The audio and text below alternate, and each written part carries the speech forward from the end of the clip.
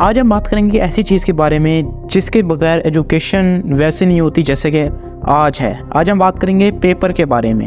ये पेपर हम actually taken for granted लेते हैं, ये इतना कॉमन बन चुका है पेपर हमारे लिए। लेकिन अब अगर हम बात करें वर्ल्ड वॉर्स की या अमेरिकन रेवोल्यूशन की, तो सोल्जर्स को एक्चुअली जो एग्जिस्टिंग पेज है उनको फाड़ के यूज़ करना पड़ता था अपने मुख्तलिफ पर्पजेज़ के लिए।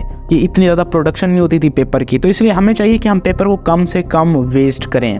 तो चलिए जानते हैं कि पेपर आया कहाँ से। एक्चुअली पेपर 100 BC में सबसे अर्लीस्ट समझें पेपर के साइंस मिलते हैं जो कि चाइनीज़ की तरफ से दिखाए गए हैं। यानी कि चाइनीज़ लोगों ने पहले पेपर का आइडिया दिया। पहले वो हेम्प से एक ख़ास सब्सटेंस होता है उससे पेपर बनाते थे। उसके बाद ट्री बार्क, बैम्बू स्टिक्स और मुख्तलिफ मतलब एक प्लांट्स के फाइबर्स को यूज़ करके वो पेपर बनाते गए। और आज देखें तो पेपर की क्वालिटी और ज़्यादा इम्प्रूव हो गई है। अब ये जो वर्ड एक्चुअली पेपर है, जो टर्म है पेपर, वो चाइनीज़ लैंग्वेज में से नहीं है, वो है इजिप्शियन लैंग्वेज में से। इजिप्शियन में एक एंशिएंट इजिप्शियन लैंग्वेज में एक वर्ड है जिसको हम पेपायरस कहते हैं इजिप्शियन में। वहाँ से वर्ड निकला है पेपर, ठीक है, क्योंकि ये पहला जब पेपर जो है वो इजिप्शियंस तक पहुंचा तो वो इसको पेपायरस कह के बुलाते थे और वहाँ से हमने इसका नाम पेपर निकाल लिया। अब मज़े की बात ये है कि क्वेश्चन हमारे दिमाग में ये आता है कि हमें कितना मतलब है कि ट्रीज़ को यूज़ करना पड़ेगा, कितने ट्री को काटना पड़ेगा पेपर को बनाने के लिए। अगर हम पेपर की बात करें तो सिर्फ एक pine tree 80,500 on average sheets of paper बना सकता है, उससे बन सकती हैं सिर्फ एक पाइन ट्री से।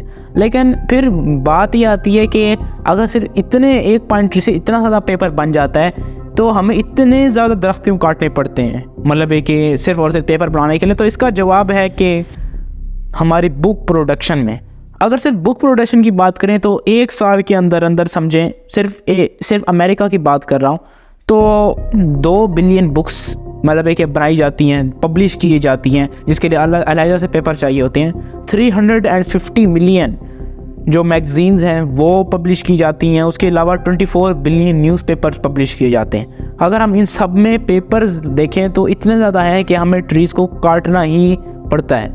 अच्छा, ये जो पेपर मनी होती है, यानी कि जिसको हम, जो कि डिजिटल मनी नहीं होती, जो पेपर पे हम मनी लेते हैं, जो कि एक्चुअली रुपीज़ होते हैं, अगर हम अपनी बात करें तो वो एक्चुअली पेपर मनी नहीं होती। यानी कि वो पेपर का नहीं बना होता, जितने भी पैसा होता है एक्चुअली मतलब है कि मोस्टली ऐसा होता है कि वो जितना भी पेपर मनी है वो 75% कॉटन का और 25% लिनन का बना होता है, ठीक है। यानी कि इसके अंदर पेपर का कहीं एलिमेंट नहीं होता। लेकिन पेपर मनी इसको इसलिए कहा जाता है क्योंकि ये दिखता पेपर की तरह है, एक्चुअली पेपर नहीं होता।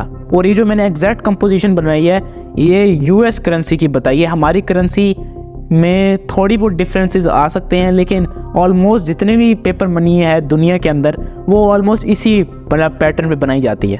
अब वो एक दिन में कितना पेपर यूज़ होता है वो मैं आपको बताता हूँ और आप ये सुन के हैरान हो जाएंगे। एक दिन में जो बिजनेसेस हैं वो इतना पेपर यूज़ करते हैं कि हमारे ग्लोब, हमारी अर्थ को वो पेपर 20 टाइम्स मतलब है कि कवर कर सकते हैं, 20 टाइम्स सर्कल कर सकते हैं। इतना ज़्यादा पेपर हम यूज़ करते हैं सिर्फ एक दिन के अंदर। अब पेपर से अगला एक स्टेप आता है जो कि एक और ख़ास किस्म का पेपर होता है जिसको आप over and over again use कर सकते हैं। ये पेपर जो है एक्चुअली इसके अंदर एक ख़ास किस्म के स्टोन्स भी डाले जाते हैं और उन स्टोन से ये होता है कि एक तो इस पेपर में मजबूती इतनी आती है, ये वेट नहीं होता, और तो अगर आप एक दफ़ा लिख लेते हैं इसके ऊपर और इसको ख़ास पेपर एक ख़ास क्लॉथ से मिटाते हैं तो आप इसको दोबारा यूज़ कर सकते हैं। इससे एक फ़ायदा तो ये होता है कि जो ट्रीज़ को काटना है वो बहुत कम हो जाएगा। और ये कि मतलब है कि आप एक चीज़ को बार बार यूज़ कर सकेंगे, रीयूजिंग का एलिमेंट आ जाएगा। और ये सबसे बड़ी बात है कि ये रिसाइक्लेबल भी है, आप इसको दोबारा मेल्ट करके दोबारा इसी से पेपर बना सकते हैं और वो भी बिल्कुल कोई भी क्वालिटी डिक्रीज़ नहीं होगी। तो दोस्तों आज के लिए इतना ही, हम अगली वीडियो में मिलेंगे, तब तक के लिए बाय।